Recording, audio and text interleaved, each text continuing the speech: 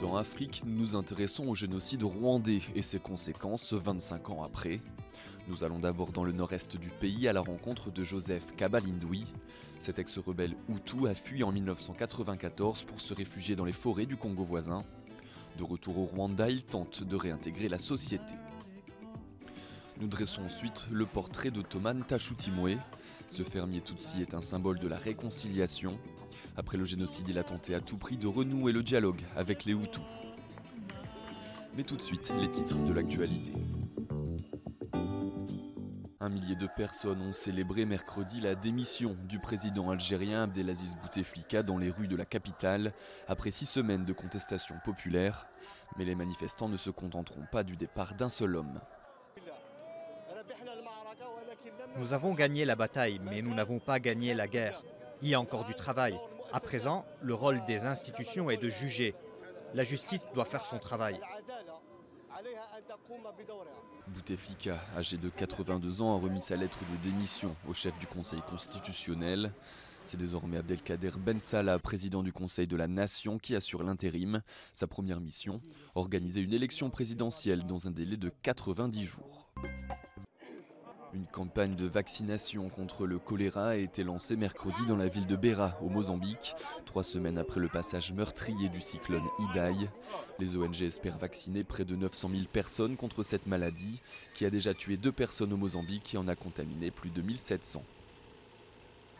Après le cyclone, une grande partie de l'infrastructure a été endommagée, de sorte que les gens ont un accès limité à l'eau potable et à l'assainissement. Et les vaccins oraux contre le choléra aideront à les protéger. Malgré les secours et l'aide humanitaire venus du monde entier, des centaines de milliers de sinistrés vivent dans des conditions très précaires, dans des zones inondées par les eaux sales.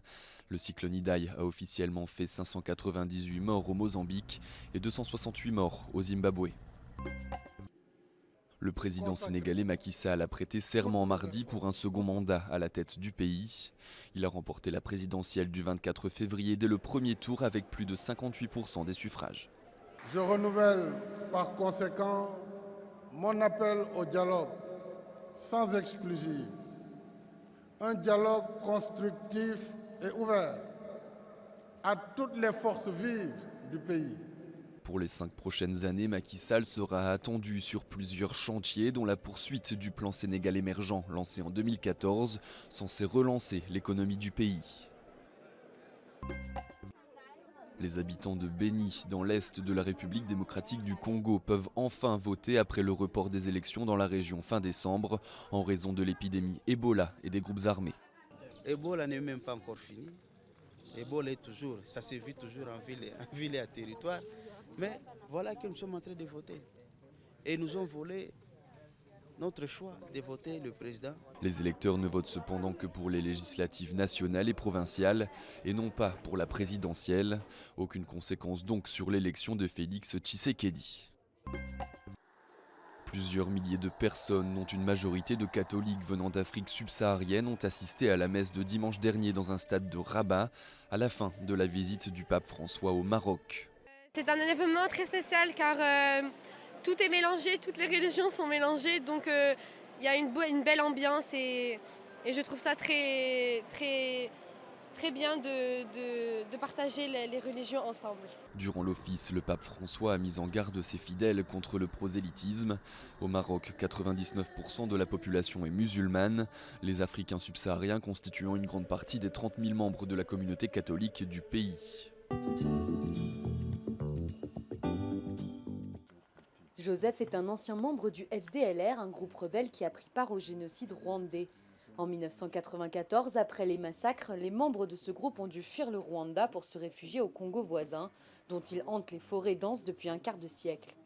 Fatigué, Joseph a arrêté de combattre avant de gagner il y a 3 mois le camp à Mutobo, à une centaine de kilomètres au nord-ouest de la capitale Kigali. Je suis parmi les gens qui ont déposé les armes volontairement pour promouvoir la paix dans la région des Grands Lacs, particulièrement au Congo et au Rwanda. Joseph fait partie des 1563 ex-rebelles rentrés contre leur gré au Rwanda en novembre 2018, après que la RDC ait refusé de les garder plus longtemps sur leur sol. Heureux d'être de retour chez lui, il regrette les circonstances de son retour forcé. De ce dialogue, on a retrouvé les conditions de retour dignes et sécurisées. Mais par après, nous avons appris que le dialogue ne pouvait pas avoir lieu parce que Kigali n'a pas jugé bon de participer à ce dialogue ou d'organiser ce dialogue. Dans le camp de Mutobo, les ex-rebelles suivent des formations pour se réadapter à la vie civile et surtout laisser de côté l'idéologie qui les a poussés à assassiner leurs concitoyens. C'est le cas de Focus. À 47 ans, il apprend la couture et appelle ses ex-compagnons à rentrer eux aussi au pays. Ils devraient revenir au pays pour œuvrer à leur propre développement, parce qu'ils sont seulement en train de perdre du temps et ça ne leur servira à rien.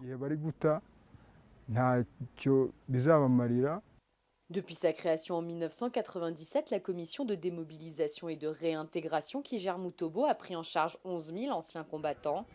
Par groupe, ils passent 3 mois dans le camp puis rejoignent leur famille restée au Rwanda. En échange, ils reçoivent des papiers d'identité et 58 € pour commencer leur nouvelle vie.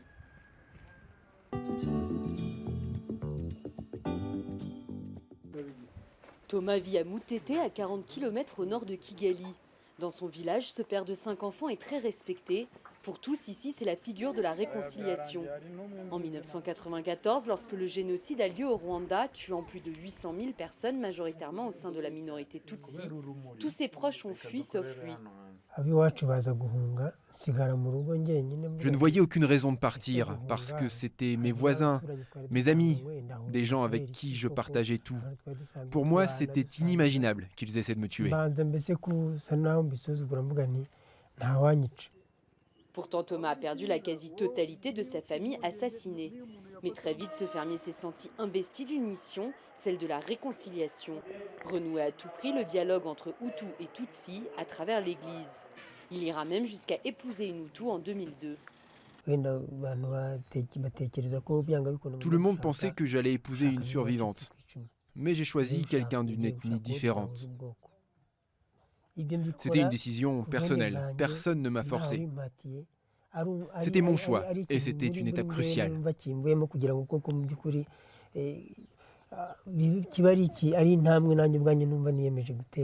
À l'époque, les mariages mixtes étaient très rares et pas forcément bien vus. Mais pour Thomas et sa femme Laurence, il était essentiel de dépasser le clivage ethnique. L'avenir du pays en dépendait. À Mutete, leur couple est devenu un exemple.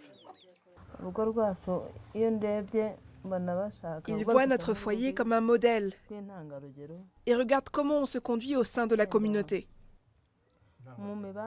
Parfois, on nous contacte pour aider d'autres familles qui ont des problèmes.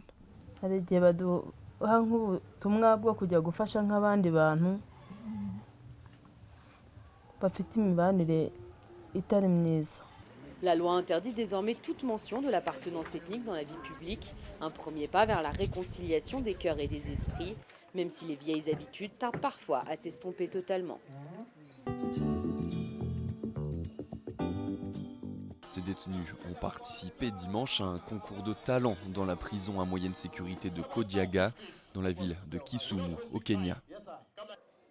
L'événement aide surtout à la réinsertion et à l'intégration sociale, et à montrer aux détenus qu'ils ont de la valeur, qu'ils sont aimés et qu'ils sont normaux, comme tout le monde, malgré le fait qu'ils aient commis un crime. Une initiative organisée par des bénévoles dans le but d'aider les prisonniers à la réinsertion.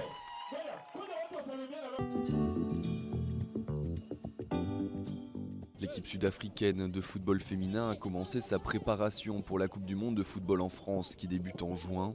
C'est l'une des 3 équipes africaines qualifiées pour la compétition. Les Banyana Banyana auront fort à faire dans le groupe B avec l'Allemagne, la Chine et l'Espagne. C'est tout pour cette édition d'Afrique. Rendez-vous la semaine prochaine.